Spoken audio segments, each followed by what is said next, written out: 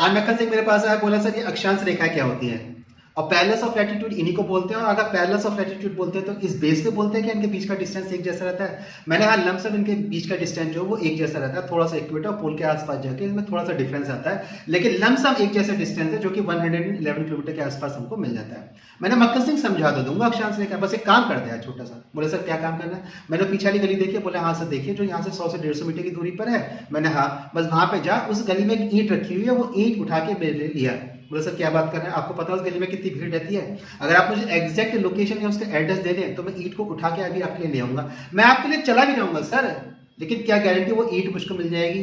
क्योंकि मेरे पास उसका एड्रेस नहीं है, मेरे पास मक्खन सिंह यही रुक जाए, तो उसको एक परफेक्ट एड्रेस चाहिए। अब मैंने कहा पता पृथ्वी की इक्वेटोरियल सर्कमफ्रेंस कितनी है? बोला सर 40,075 किलोमीटर। मेरा पोलर सर्कमफ्रेंस कितनी है ध्रुवीय परिधि? बोला सर 40,008 किलोमीटर। मेरा रेडियस कितनी है? बोला सर 6,400। मैंने इस हिसाब से डायमीटर हो गया 12,800 किलोमीटर का। मैंने अब लगा लिया पृथ्वी कितनी बड़ी है। और अगर इस पृथ्वी पर तुझे सारी गतिविधि करनी है, तुझे अपने खेत भी जाना है, वो खेत तो तेरा पास में तेरा देखा हुआ रास्ता है, लेकिन पूरी पृथ्वी पर ग्लोबल एक्टिविटीज करनी तो क्या करना पड़ेगा? अगर पाकिस्तान में जाके बम गिराना पड़ेगा तो पाकिस्तान की कोई तुझे तो अवस्था भी तो चाहिए, वहां जाके तो इंडिविजुअली बम गिरा नहीं सकता है, तो हमारा कोई फाइटर पायलट जाएगा, आर्मी सोल्जर्स जाएंगे ट्रेन, तब जाके वो वहां पे ऑपरेशन करेंगे। यानी कि उनके पास कोई एड्रेस होना चाहिए। ये अक्षांश रेखाएं latitudes with the combination of देशांतर रेखाएं लॉन्गिट्यूड्स के साथ हमको वही एड्रेस या लोकेशन देती है। बोला सर एक और बता दो खींची कैसे गई है? तो मेरा खींचने का तरीका बहुत आसान था। हमने अर्थ को मान लिया बीच में से आधा काट दिया, सेंटर सामने आ जाएगा, सेंटर से हम गए नॉर्थ पोल और साउथ पोल, और जब हम सेंटर से नॉर्थ पोल की तरफ गए तो एक एक डिग्री पर उस लाइन को डिवाइड कर दिया और बस अर्थ को क्लब्ड करके वहां से चारों हमने रेखाएं खींच दी हॉरिजॉन्टली। मैंने तो लास्ट लेक्चर में इसकी डेफिनेशन बताई थी, बोला सर बताई थी, तो मैंने बताया डेफिनेशन क्या है। So those imaginary which has been drawn horizontally over the earth and make a complete circle around the earth are the latitudes. मैंने हाँ बिल्कुल ठीक है।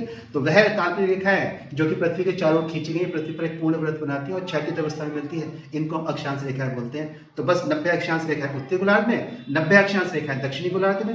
गोलार्धों के स्तर पर कुल अक्षांश रेखाओं की संख्या 180, और जब पृथ्वी पर हम शुद्ध अक्षांश रेखाओं की गणना करते हैं तो उसमें इक्वेटर को जोड़ देते हैं, और इस प्रकार से पूरी पृथ्वी पर अक्षांश रेखाओं की नंबर्स ऑफ द लैटिट्यूड वो हो जाते हैं 181। और इस प्रकार से जब अक्षांश रेखाओं को हम देशांतर रेखाओं के साथ मिलाते हैं तो हमें पृथ्वी पर किसी भी स्थान की एग्जैक्ट लोकेशन मिल जाती है। That means with the combination of the latitudes and the longitudes we can identify any given places on the earth to do our further exploration.